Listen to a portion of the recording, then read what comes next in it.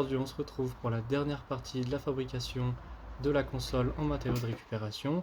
Donc on va faire principalement des étapes de finition avec aussi un petit peu de couleur puisqu'on va teindre les pieds en noir. Qui dit étape de finition dit bien sûr ponçage, et donc au cours de cette vidéo je vais passer par les différents grains de papier de verre, 120, 150, 180 et jusqu'à 220 auxquels je m'arrêterai pour ce meuble.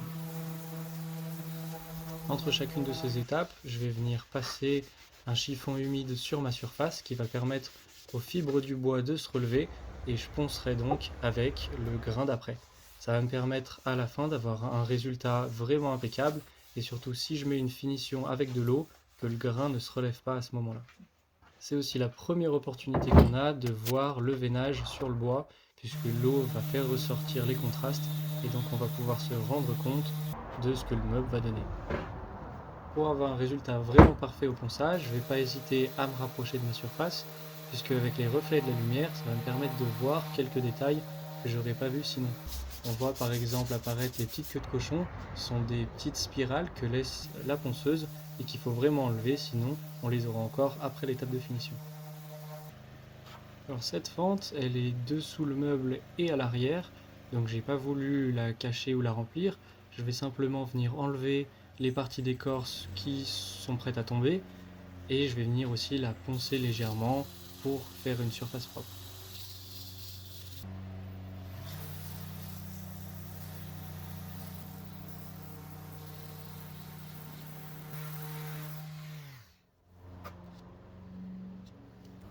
Ici on peut voir les deux papillons que j'ai installés pendant la dernière vidéo et qui vont permettre aux fentes de ne pas s'agrandir.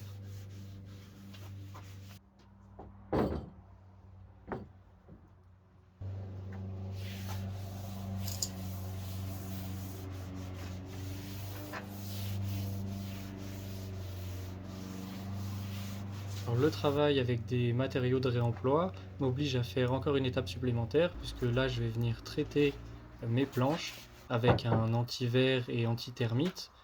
Vu que certains morceaux de bois étaient déjà un petit peu attaqués, c'est des parties bien sûr que j'ai enlevées, mais je veux être sûr que dans quelques années il n'y ait pas des petits trous qui apparaissent dans mes planches.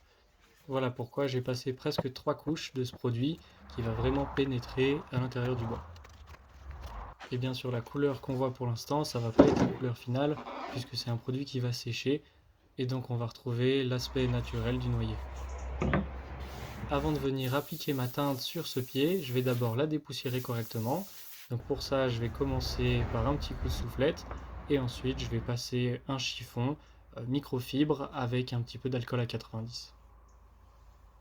Alors le produit que je vais utiliser pour cette finition, ça va être un produit de chez Rubio Monocoat. D'abord, je vais passer du Easy Precolor dans la couleur noire. C'est ce que vous me voyez utiliser là. C'est une finition à l'huile qu'il faut appliquer, laisser un petit peu sécher une dizaine de minutes, et ensuite venir enlever avec un chiffon propre.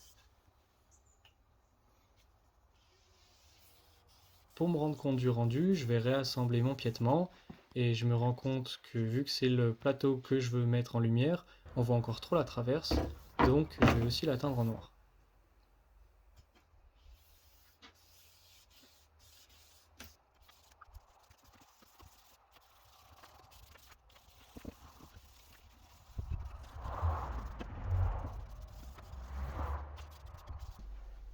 Voilà, le design sera beaucoup plus équilibré avec seulement les deux horizontales, le plateau et la traverse basse en bois brut.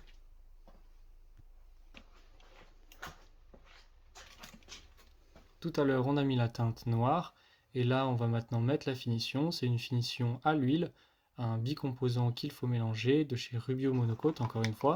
Ça s'appelle la 2C+, c'est une huile de plan de travail ou de meubles. Donc voilà, ça se met de la même façon, on le mélange, on l'applique sur le meuble.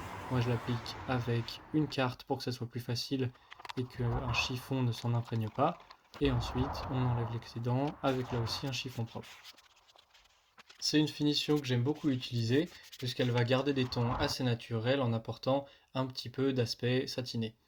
Et bien sûr une très bonne protection tout au long de la vie du meuble. Un petit tips tout de même qui vous évitera des mésaventures. Le moment où vous enlevez l'excédent avec un chiffon propre, Utilisez bien un chiffon qui n'a pas de couture, puisque si jamais il y a un petit point dur dans votre chiffon, ça va être suffisant pour faire des petites traces qui vont faire des reflets sur la finition. Concernant le montage du meuble, je veux que certaines parties restent amovibles, comme par exemple les pieds pour une facilité de transport et d'installation, mais par contre, je veux que ma traverse elle soit solidaire de mon plateau, puisqu'elle va permettre à celui-ci de ne pas se déformer avec le temps. Donc voilà, je vais mettre 3 plaques de métal que je vais ensuite fixer par-dessous dans mon plateau. Donc là, j'ai chanfreiné sur ma plaque de métal le trou du milieu pour que la tête de la vis ne sorte pas et ne fasse pas de bosse sous mon plateau. Et ensuite, je vais venir les installer avec de grandes vis dans ma traverse.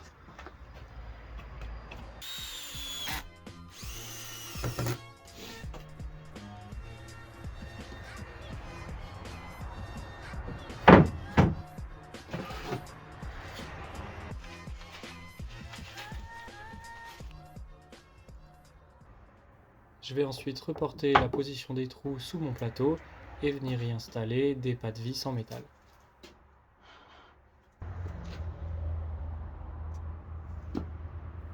J'ai aussi pris en compte qu'il pouvait y avoir des mouvements dans ma planche de bois, et pour ça j'ai fait les trous dans ma barre de métal un peu plus large que ma tige filetée.